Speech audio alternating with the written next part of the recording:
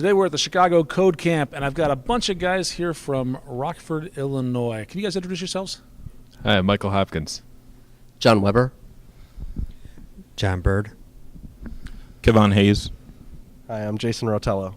All right. Now Rockford's not a real big city, right? Not relative to Chicago, but it sounds like there's a lot going on there, right? Or actually, is it a big city? How big is Rockford? We're the third or fourth largest city in the state of Illinois. Third largest city in the state of Illinois. Diss at Rockford, because I've never been there. About 150,000 people. Okay. Yeah, it's okay. That's a medium-sized city, I'd say. But City. it sounds like you got a really strong developer community. Well, we're trying. Although most of them are here right now, right? Yeah, well, it seems sometimes, yeah, but no. Tell me what's going on in Rockford as far as software developers.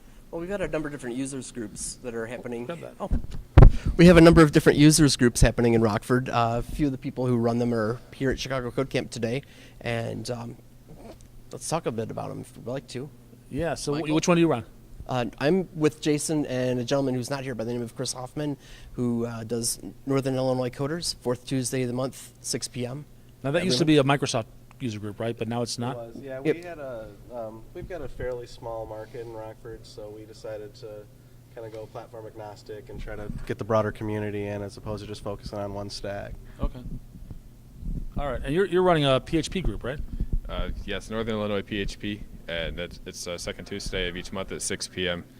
It's more of a general web development group, honestly.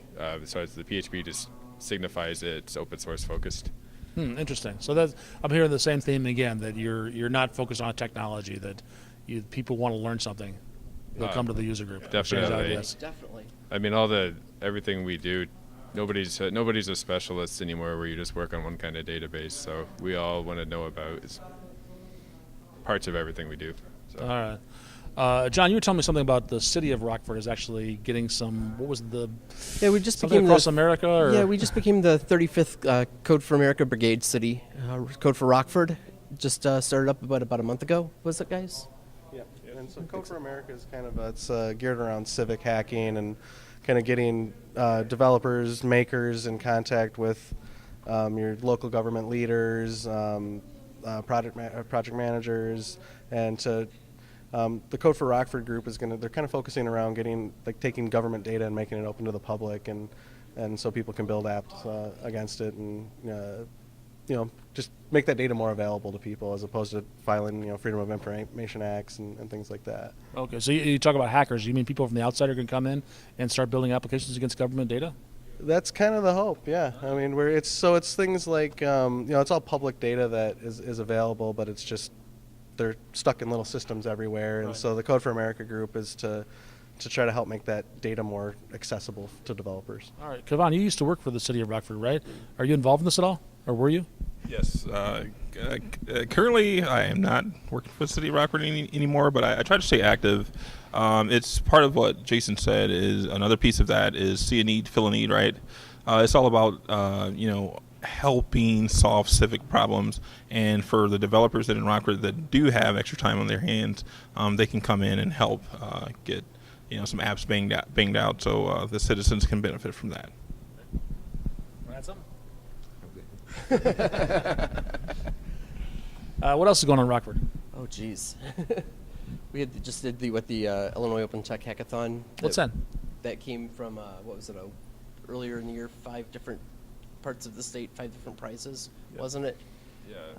Well, long story short, they just did a $15,000 or a $5,000 competition in Rockford from the Chicago Community Trust, and or $15,000, excuse me, for 3 different teams submitting, winning entries to challenges posed by various groups, the city of Rockford and some other economic development groups. And it was a big success, and so we're kind of hoping our Code for America Brigade piggybacks off of that and keeps the momentum, I guess. So the apps that were being built in that hackathon were being built off of some of that open data and leveraging some of that data. So that was the kind of the draw to get people interested and bring them in, and so hopefully it's working, and hopefully we build it. What's the job market like for software developers and IT folks in Rockford? I'm probably the worst person to ask. Well, I live and work in Rockford from home.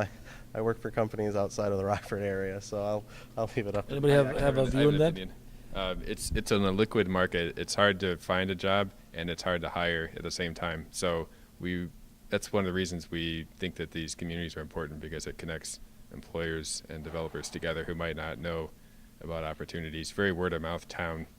Just So by are you telling me size. that there's plenty of jobs and plenty of people, but they just don't know about each other? Yeah, I would say so. Yeah, and there just aren't.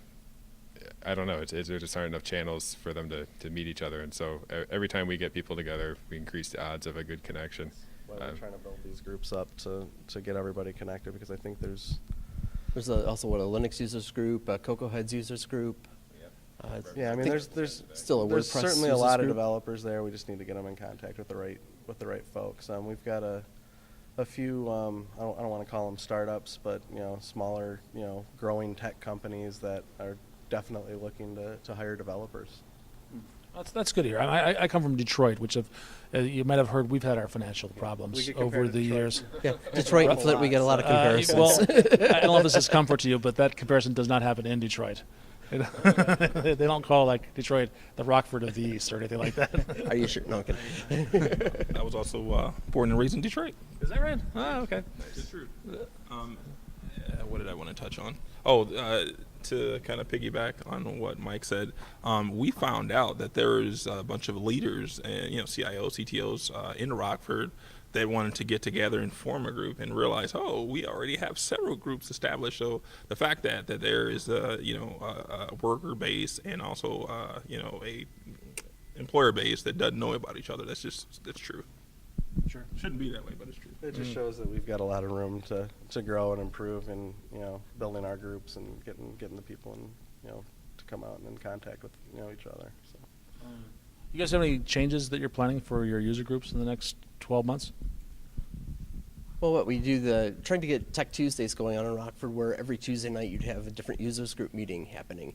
So, most months have at least 4 Tuesdays. So, one user group on one Tuesday, another on another Tuesday. Yours is the second Tuesday. Ours is the fourth Tuesday.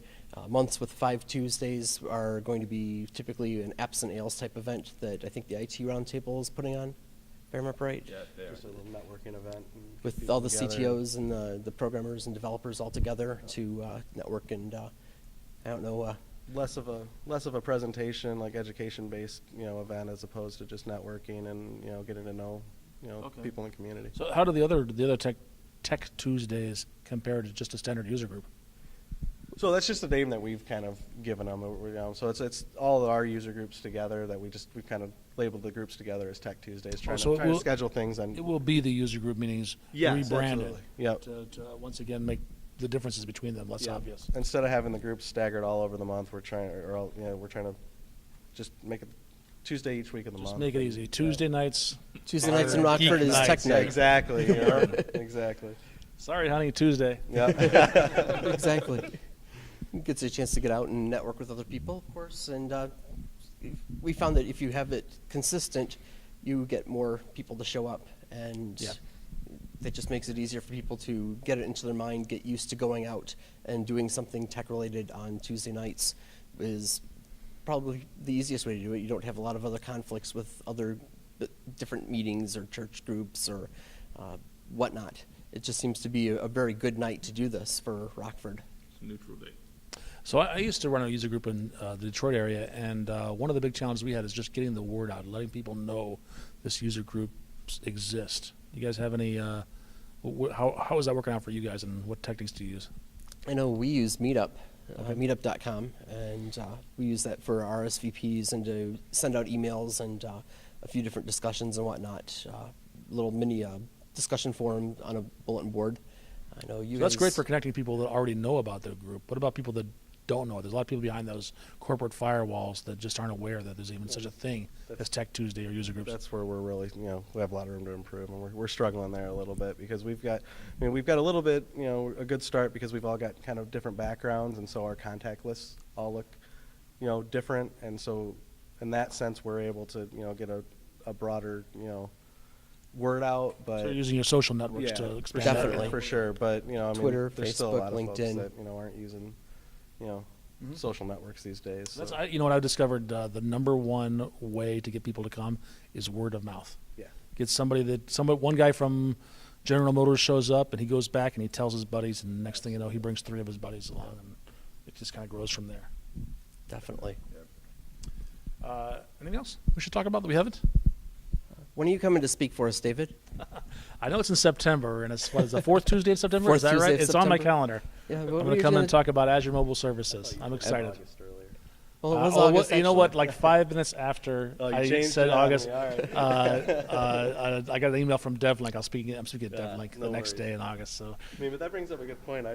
We're always looking to have folks come out and talk at our groups. So I'd love to have people out. I think Clark lives near there, doesn't he? He's got a so? little drive. He's Oh, got a does he? little Okay, drive. all right, closer than me. Yeah, definitely. Definitely. All right, guys. Thanks so much. Yeah, Thank you, David. All right. Have a great night.